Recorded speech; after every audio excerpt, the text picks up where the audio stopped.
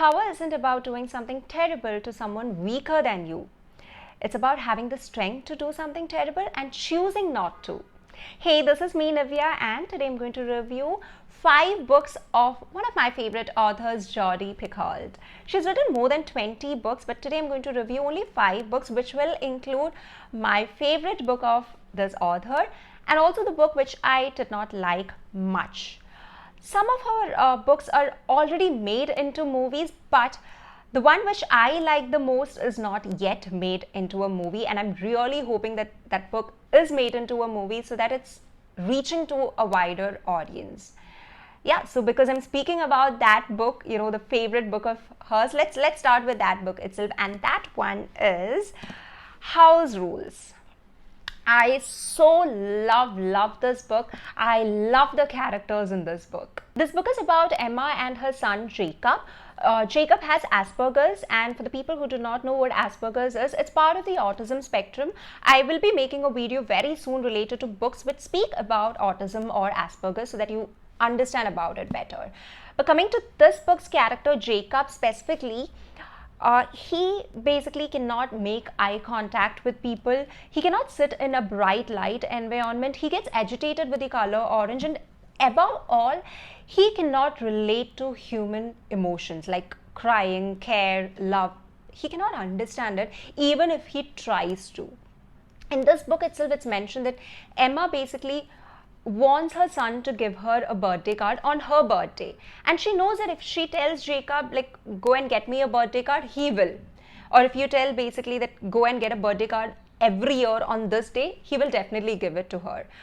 But there's no love or care that will come behind it. It's just like a mortar. You tell something to him and then he'll get it done, but there is no emotion behind it. Now, coming back to the storyline, Jacob is being accused of a murder, and Emma fears that he is guilty. She's unsure whether he is guilty or not, but she's 100% sure that she needs to or has to save him.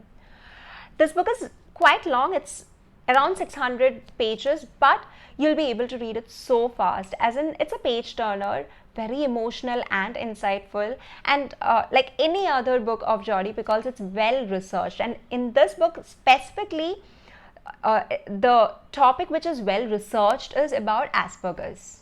If you are a Jodi Picoult fan just like me, then you would definitely know that court scenes or legal conflicts are quite inevitable in Jodi Picoult's books, and definitely this is also no exception.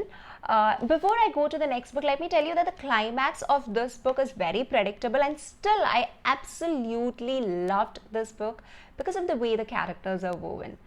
Alright, so with that, let's go to the next book. But yeah, definitely do not miss this book. Go ahead and pick this up. Yeah, let's go to the second book in my list. Salem Falls.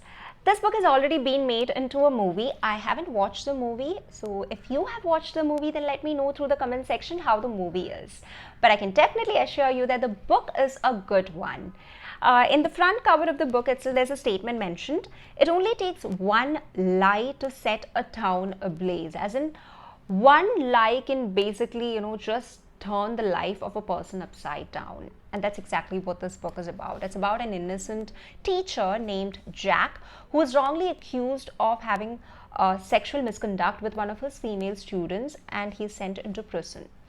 After 18 months of jail sentence, he wants to start a new life, and then he goes to a new place, Salem Falls, and very soon, people there get to know about his past, as in the past that he was in prison, not that he was wrongly accused, and people start being judgmental there.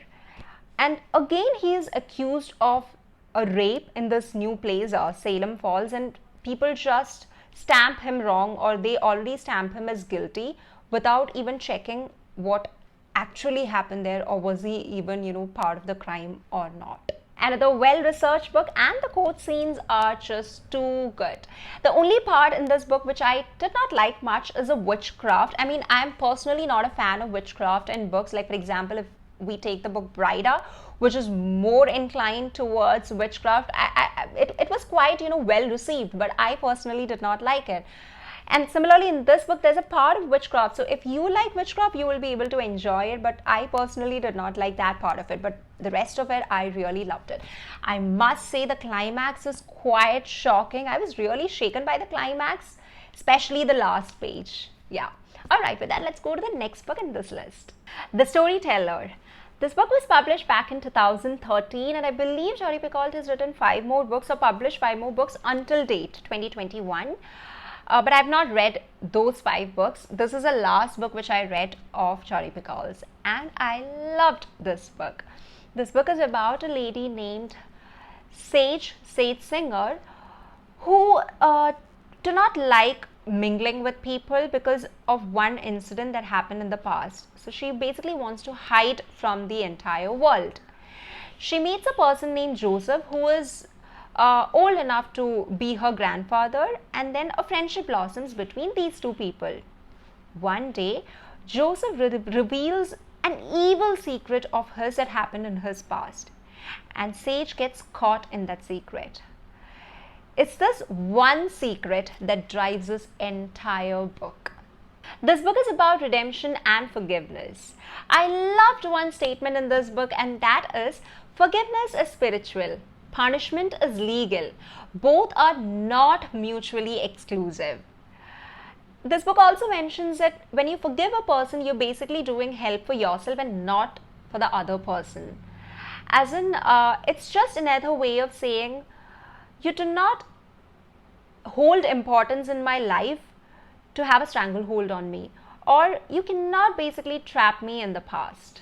I love those statements because I am personally a person who is not that forgiving. I am a very grateful person but not a forgiving person, because I believe that if a person did commit a mistake, then he or she should be willing to take the consequences as well. That is, punishment is legal.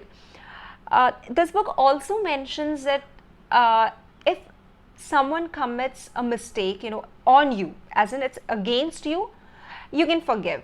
But if a person committed a mistake against someone else, you do not have to forgive. And that's very thoughtful. You get to explore a lot more in this book, and this book offers you, because of that one secret, a lot of knowledge, articles and research.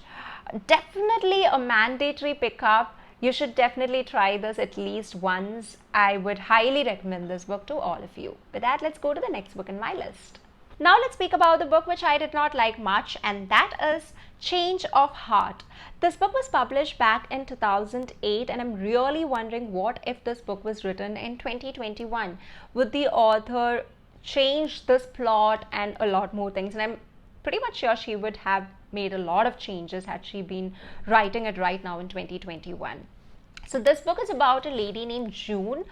One of her daughters and husband are murdered, and later, after quite a few years, her second daughter Claire has a heart disorder and she would need a heart transplanted.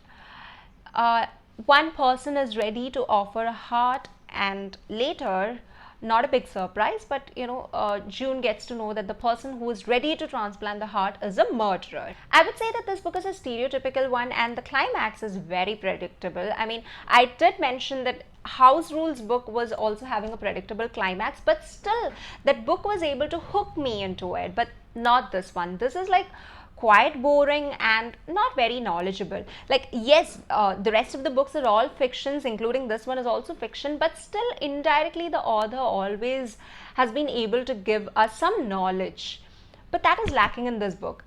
A lot of research related to heart transplant is there in this book. Like, for example, we get to know that heart transplant cannot be done if a person is executed by lethal injection, that is, injecting drug for a rapid death.